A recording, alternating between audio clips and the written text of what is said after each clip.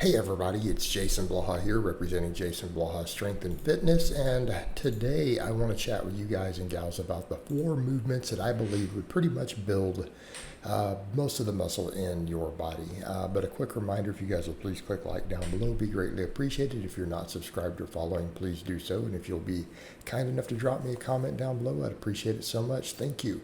When I make these statements, I am not saying you're going to be winning bodybuilding shows. I'm not saying you're going to have an Instagram ready physique.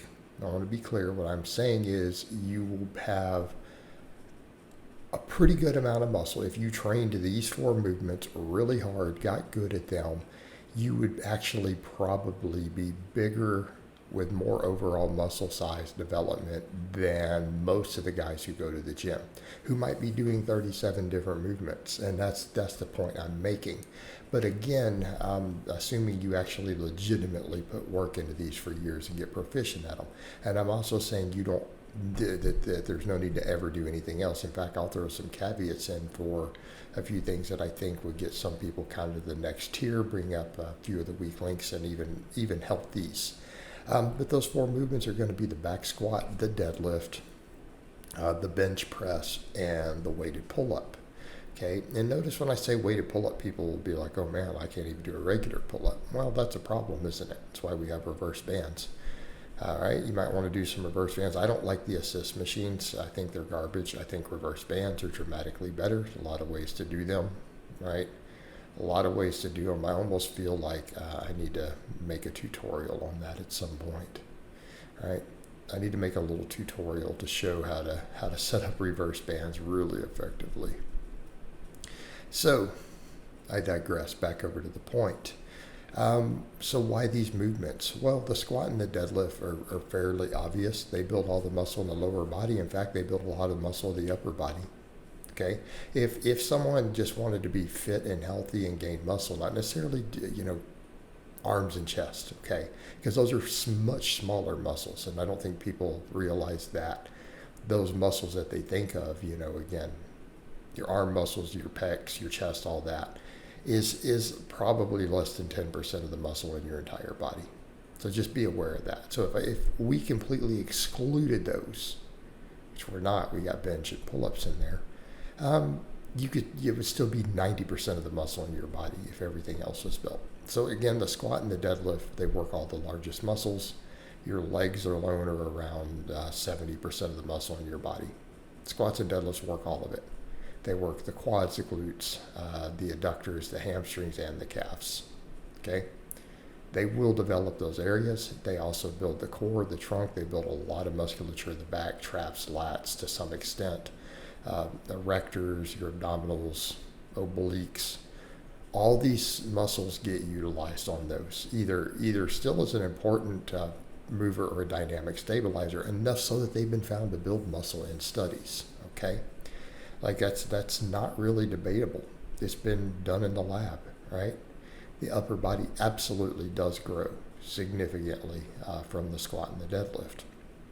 Okay, and anyone who says they don't, sorry, there's studies proving they do, where people only did the squat or only did the deadlift, even side by side, and their upper body grew, okay, with MRIs and measurements. So again, you can't claim they don't. You're just going to sound like an ignoramus. All right, as far as in the upper body stuff, bench press and pull-ups, those two will build almost everything. You can make a case for maybe the side delts or something not getting worked enough, but bench press does what? Well, obviously the pecs, the front delts, and it will work the side delts to some extent. The triceps, long head of the tricep gets neglected a little in theory, but I've seen even researchers point out that even the studies showing that there's some flaws in the studies as far as volume goes. I think it being more the case of, they only did 6 total sets a week for the triceps in those studies, and then when they added extensions, they were doing 12 sets for triceps a week. It's like that kind of matters. Doubling the volume, yeah, the long head grew more on that. I've seen that suggested in those studies, but that's a whole other topic.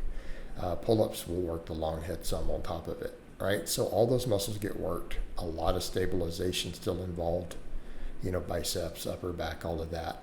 Enough to potentially give a small amount of size, particularly starting out. All right, pull-ups. Well, we work the entire back, the lats, the traps, rhomboids, rear delts. Can we make a case for side delts to some extent? I think we can. At least on the EMG, all these back movements that work the rear delts work the side. Biceps, forearms, abdominals. A long head of the tricep absolutely gets stimulated on a pull-up, upper chest to some extent. We're getting a lot of fairly complete development. Now, people will make a case for other stuff, and it's like, this is where at a certain point I would say, hey, maybe an overhead press. So if you're like, well, it's not enough for my shoulders, or even my triceps need even more work, okay, an overhead press, done. Overhead press done. That's it. You're sorted. Then we come to any other sport-specific stuff you do. All right, like you see me doing here in the background, doing that intentionally. All right. People will also make the case of, the biceps on the pull-ups, and it's like, you have evidence of that? Because every study that compared the overhand grip, a lat pull down to a curl, found just as much muscle growth. Why wouldn't it pull up? Well, it happens even on an EMG, even when they're looking at it in an EMG, which is not the be-all end-all for hypertrophy. Does a weighted pull-up not stimulate the bicep just as much as many types of curls did? It did. Okay? Are we really going to claim it's not going to build them at all? And the tricep is still the biggest part of the arm, and you got a lot of pressing, potentially a lot of tricep, because all these movements, both of these are hitting them. You throw an overhead press, well, then now you're really double downing there, and that will hit your side delt. Will hit the whole shoulder more, hit even the upper trap more. Okay, so overhead press will resolve that. Then what about other stuff? What about your GPP? You start doing sled work, weighted carries, box jumps will further develop the legs. But weighted carries and sleds, right? Weighted carries and sleds, let's make a case for that. Again, are we going to claim that's not going to build more of the upper and lower body? Okay? You start adding any sort of general physical preparedness, you're good. So really we could come down to doing 5 basic movements then if you wanted to throw some overhead work in. And then start doing just general athletic conditioning stuff. You'll be super fit.